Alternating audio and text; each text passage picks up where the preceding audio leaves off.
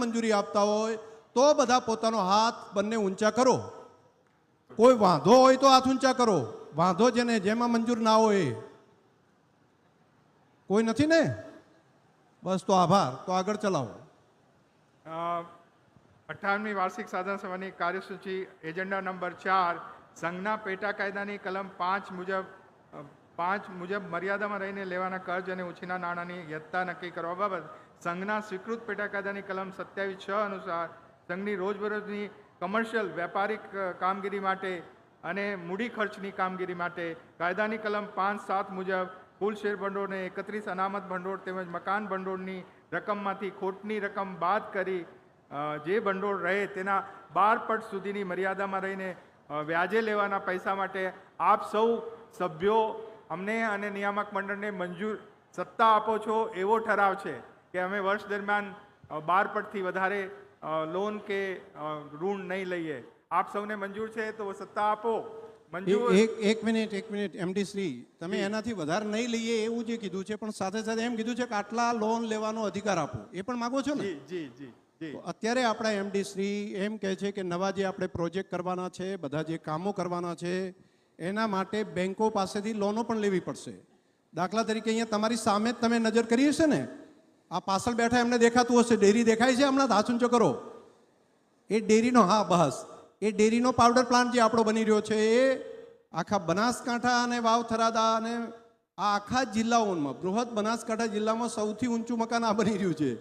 અને એ આવનારા સમયમાં, હજુ આવનારા 10 વર્ષ સુધી દૂધ જે વધી રહ્યું છે જે પ્રમાણે, તો એને પાવડરમાં પણ કન્વર્ટ કેટલું કરવું પડે છે. નહીંતર છેલ્લે તો 1 કરોડ લીટર દૂધ આવે, તો 1 કરોડ લીટર દૂધનું કરવું શું? તો એનો પાવડર બનાવવાનો, પણ પાવડરની સાથે સાથે 2 વસ્તુ નવી ઉમેરીએ છીએ. એક બેબી ફૂડ તરીકે પણ એને લઈ જઈ શકાય એની પણ જોગવાઈ આની અંદર કર્યું છે. અને આની રકમ કેટલી હશે આ પ્લાન્ટની, એમડી શ્રી? જી સર. આ પ્લાન્ટની જે મંજૂરી કેટલો ખર્ચ થશે? આ પ્લાન્ટ 550 કરોડ. 550 કરોડનો ખર્ચ થશે આ પ્લાન્ટની અંદર. એટલે ગયા વખતે તમને કીધું હતું ને, આવડી મોટી ડેરીનો પ્લાન્ટ પણ આપણે ગયા વર્ષથી ચાલુ કર્યો છે, 1 વર્ષમાં પૂરો થઈ જશે. એવું જ આપણું BBRCનું કામ પણ લીધું છે. BBRCનું બ્રીડિંગનું સ્ટેશન એ પણ લગભગ પૂરું થઈ ગયું છે. એવો જ આપણે બાગપતનો ડેરી પ્લાન્ટ પણ બની રહ્યો છે. અને હવે નવો એક કેટલ ફીડનો પ્લાન આપણે બનાવવો પડશે, નહીંતર કેટલ ફીડ હવે મળે એવી સ્થિતિ રહી નથી. એટલું બધું મોટા પ્રમાણમાં ડિમાન્ડ ઊભી થઈ છે.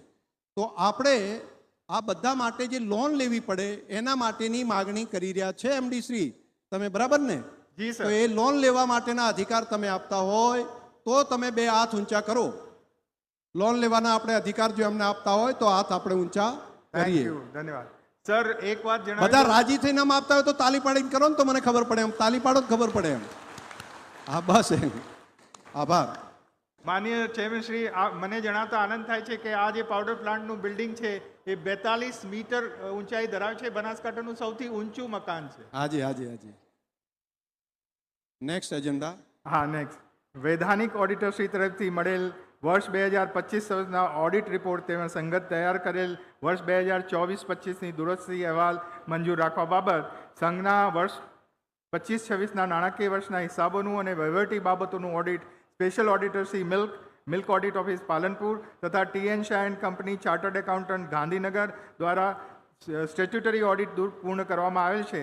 અને આ વર્ષમાં પણ આપણો ઓડિટ વર્ગ જાળવી રાખેલ છે. તેમજ સંઘના નાણાકીય વર્ષ 24-25 દરમિયાન ઓડિટ રિપોર્ટમાં દર્શાવેલા પેરા સૂચનોની દુરસ્તી સંઘ દ્વારા પૂર્ણ કરવામાં આવેલ છે, જે દુરસ્તીનો નિયામક મંડળે મંજૂર રાખેલ છે, જેની નોંધ વંચાણે લઈ રિપોર્ટ તેમજ દુરસ્તી અહેવાલ મંજૂર રાખવા ભલામણ છે.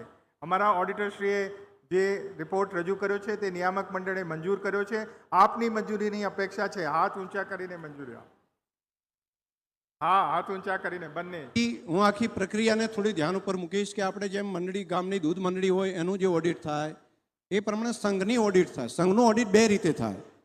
એક, રાજ્ય સરકાર એના ચાર્ટર્ડ એકાઉન્ટન્ટ જે હોય એની એક પેનલ મૂકે, એ ઓડિટ કરે, ઇકોનોમિકલ ઓડિટ, એ વહીવટી ઓડિટ જુએ.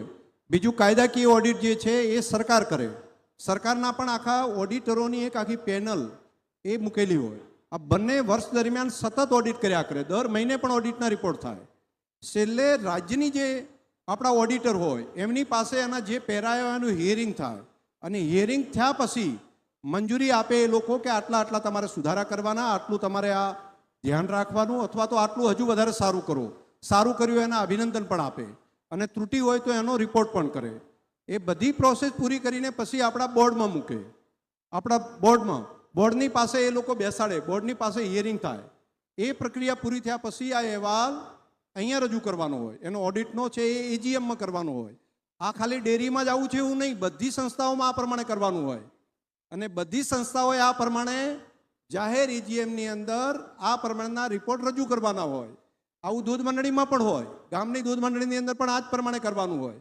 તો આપણે આ વાતને ખુલ્લી હું તમને એટલા માટે કહું છું કે સહકારી કાયદા પ્રમાણે એજીએમ સામાન્ય સભા એ સર્વોપરી જ છે. સર્વોપરી એટલા માટે કહું છું કે તેની પાસે આખા વર્ષના હિસાબો આ ગામની દૂધ મંડળીથી કરી, ગામની સેવા મંડળીથી કરી, નાનામાં નાની સહકારી સંસ્થાને પણ એની આ પ્રમાણેની પ્રક્રિયા કરાવવી પડે. જો એવું થાય તો સૌથી સારું કામ થઈ શકે.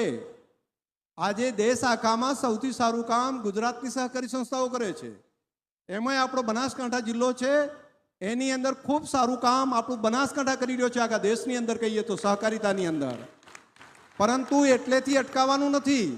હજુ પણ આપણે આને વધારે પારદર્શિક થાય, હજુ વધારે લોકભોગ્ય થાય, એના માટે આપણે આ કામને આગળ લેવું છે. તો આ અહેવાલની અંદર તમે જે અહેવાલ આપ્યો છે, એને જે આ મંજૂરી આપો છો, ઓડિટ અહેવાલ જે એમણે ઓડિટ કર્યું, એને મંજૂરી આપતા હોય તો બે હાથ ઊંચા કરીને મંજૂરી આપો.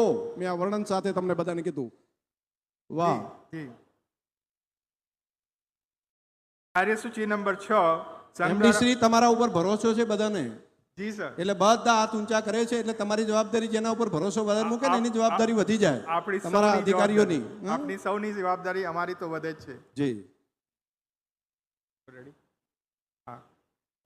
વર્ષ દરમિયાન આપણે રતનપુરા ભેલડી ખાતે 8.59 વીઘા જમીન ખરીદી છે. એ જમીન ખરીદીની પણ અમારે સાધારણ સભાની મંજૂરી લેવાની હોય છે. તો આપ સૌ મંજૂર કરશો, મંજૂરી આપશો. ધન્યવાદ. એક મિનિટ, કેટલામાં લીધી જરા કહો, અને ક્યાં એની છો એ બે માહિતી આપો. જી સર. કેટલામાં લીધી જમીન, જમીનની કિંમત શું એનું માહિતી આપો. જમીન વીઘાના શું, રતનપુરા એક વીઘાનો ભાવ શું, રતનપુરાની જે તમે બીબીઆરસી કર્યું એની માહિતી આપો. રતનપુરા ભેલડી ખાતે સર્વે નંબર 27 અને 28 નંબરની કુલ વીઘા 8.59, એક વીઘાના ભાવ 19,51,000 લીધી અને એની કુલ કિંમત 1,67,60,716 રૂપિયા છે. એટલે આની માહિતી હું તમને એ આપું કે પહેલી જે લીધી જમીન બધી કેટલી લીધી છે? એ 135 વીઘા 235 વીઘા જમીન એક જ જગ્યાએ લીધી. એ શું ભાવે લીધી? 11,25,000. એ જગ્યાને 11,25,000 ની અંદર એ આખી જમીન લીધેલી. હવે વચ્ચે એક ખેતર આવતું હતું, એ કેટલા વીઘા હતું? 8.5 વીઘા. 8.5 વીઘા વચ્ચે આવતું હતું, તો એમણે 11 લાખમાં ના આપી. અને પછી એ બીબીઆરસી આવ્યું એટલે એના ભાવ એના 20-25 લાખ રૂપિયા થઈ ગયા. એટલે એ લોકોએ પછી એની પાસે બેઠા અને કેટલામાં આપ્યું તમારો ભાવ? એ વેચાતું લીધું. આજે 8 વીઘા લીધું, શું ભાવે લીધું? 19,25,000. એટલે 8 વીઘા જે લીધું 19 લાખે 2-3 વર્ષ પછી એની કિંમતે આ જે એક ટુકડો હતો 8 વીઘાનો એ પણ લીધો અને આખો ગોળો એક થયો છે જે બીબીઆરસી ની અંદર. એટલે એની પણ જાણકારી આપું છું. અત્યારે તો એની કિંમત ઘણી વધી ગઈ છે, પરંતુ આ કામ પણ એક બધાના ધ્યાન ઉપર આવે એટલા માટે બધાને માહિતી મેળવું. આખું બીબીઆરસી નું છે, મોટા ભાગની જગ્યા 8.5 લાખે થઈ અને બાકીનું જે હતું આ 8 વીઘા છે 19 લાખે લીધી. એની મંજૂરી તમારે બધાએ આપવાની થાય છે. તો તમે એની મંજૂરી આપતા હોય તો તમે હાથ ઊંચા કરીને બેકો વાત કરીને તો હાથ ઊંચા કરો બધા. બનાસ ડેરીનું સૌથી મોટું સંકુલ આ બીબીઆરસી ભેલડી રતનપુરા ખાતે છે અને બીજો નંબર આપણો સણાદરનો સૌથી મોટો આવે. સણાદરની અંદર પણ મારે અભિનંદન આપવા પડે કે અહીંયા ભાઈ ક્યાં ગયા પેલા પરિવાર આપણો અહીં દેહી પરિવાર હતા આપણા, શું નામ, હમણાં જમીન આપી આપણને, ધરમસિંહભાઈને ને એમના પરિવારને આજે પણ હું યાદ કરું છું કે એમણે લગભગ 14 લાખ આજુબાજુમાં આપણને આ વીઘો જમીન આખી જમીન ભેગી કરીને આપી. ઇવન એટલું જ નહીં, અહીંયા ડૉક્ટરને બધા બેઠા છે, એમણે પાછળથી જે જમીન લેવડાવી એ પણ લગભગ એ પણ એ ભાવથી અમને પાછળથી કરી આલી. એટલે લગભગ 150-200 વીઘા જમીન અને એ ટાઈમે એના 50 લાખ થઈ ગયા હતા. એ પછી પણ બાકીના 2-3 પરિવારોએ એ જ કિંમતે આપી. એટલે દિયોદરને હું અભિનંદન આપીશ, દિયોદરના આ ખેડૂતોને પણ અભિનંદન આપીશ કે એમણે આ આવડું મોટું સંકુલ 50 લાખનો ભાવ થઈ ગયો હોય 14 લાખના 50 લાખની કિંમત થયા પછી પણ પાછળથી આ ભાવે જો એમણે જમીનો જે આપી છે એ બધા પરિવારોને ખેડૂત મિત્રોને પણ હું એમ કે ભાઈ અમારા ખેડૂતો માટે બને છે ને, એટલે ખેડૂતોની સંસ્થા છે ને એટલે અમે આ મદદ કરશું, અમારી બહેનોની સંસ્થા છે ને એટલે અમે મદદ કરશું. આ ભાવ માટે મારે જાહેરમાં એમને અભિનંદન બધાને આપવા છે. ખૂબ અભિનંદન. નહીંતર ઘણી વખત સારું કરે ને એને કોઈ સારું કહેતું જ નથી આપણે ત્યાં. એટલે સારું જે કરે ને બીજાના ભલા માટે એને વારંવાર યાદ કરીને જો કરીએ તો સારું કરવાવાળાની હિંમત વધારે સારી લાગે, એમનો ઉત્સાહ થાય. આવા દાતાઓ પણ આપણા માટે છે કે જાહેર સંસ્થા માટે પણ આટલું ઉદારતાપૂર્વક કામ મદદ કરી રહ્યા છે બધા. જે માલિક જમીન માલિકોએ આપણને જમીન આપી એમનો ચેરમેનશ્રીએ પણ આભાર માન્યો. અમારા નિયામક મંડળ વતીથી અને આપ સૌના વતીથી હું એમનો આભાર માનું છું. 58મી વાર્ષિક સાધારણ કાર્યસૂચિ નંબર 7 જુદા જુદા પ્લાન્ટોની જમીન ખરીદી અને બાંધકામની મંજૂરી આપણે ગુજરાત સરકાર પાસે લેવાની હોય છે. જેમાં સંઘના રતનપુરા બેલડી ખાતે BBRC, સંઘના દિલ્હી ખાતે બાગપત જિલ્લા, બાગપત પ્રદેશ, ઉત્તર પ્રદેશમાં બાગપત ડેરી માટે જે ખરીદેલી જમીન અને એના કન્સ્ટ્રક્શનની મંજૂરી, સંઘને ભૂખલા, વડગામ, આગથળા અને લાખણી તેમજ વિંછીવાડી, ધાનેરા જિલ્લા, બનાસકાંઠા ખાતે બાયો-CNG પ્લાન્ટ સ્થાપવા માટેની જમીન ખરીદેના પ્લાન્ટોની બાંધકામની મંજૂરી, સંઘના મોજે બનાસ ડેરી સણાદર ખાતે 150 મેટ્રિક ટનના પાવડર પ્લાન્ટના બાંધકામની મંજૂરી. આ બધી જ મંજૂરીઓ સરકારશ્રીએ આપણને આપી દીધી છે અને એ આપની જાણ માટે રજૂ કરીએ છીએ.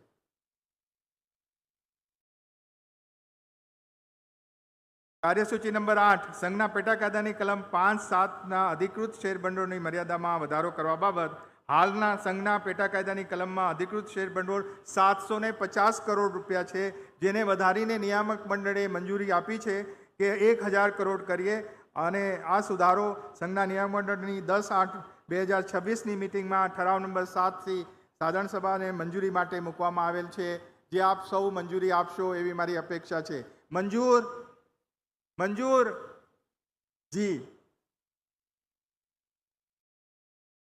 વર્ષ દરમિયાન નિયામક મંડળ કરેલી કાર્યવાહી અને ખર્ચ અંગેની અહેવાલને વંચાણે લઈ બહાલ રાખવા બાબત આ અહેવાલ આપ સૌને મળી ગયો છે. આની મંજૂરી માન્ય ચેરમેનશ્રીએ મને આ એજન્ડા પહેલાં જ આપની પાસેથી લઈને આપી, તો આપ સૌનો ધન્યવાદ માનું છું. બસ પ્રમુખશ્રી તરફથી કંઈ રજૂઆત હોય તો આપણે એમને વિનંતી કરીશું, પણ સાધારણ સભાની જે કાર્યવાહી છે તે મારી કાર્યવાહી અહીંયા પૂર્ણ થાય છે. એમ 28મી વાસંત સભાની કાર્યવાહી અત્રે પૂર્ણ કરતા મને આપ સૌનો ધન્યવાદ કરતા આનંદ અનુભવું છું. ધન્યવાદ. Thank you.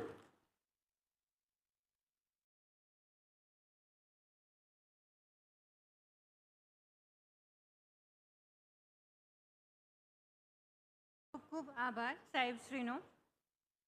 બનાસ ડેરી એક માત્ર સહકારી મંડળી નથી, પરંતુ લાખો પરિવારોની આર્થિક કરોડરજ્જુ છે. જ્યારે કઠિન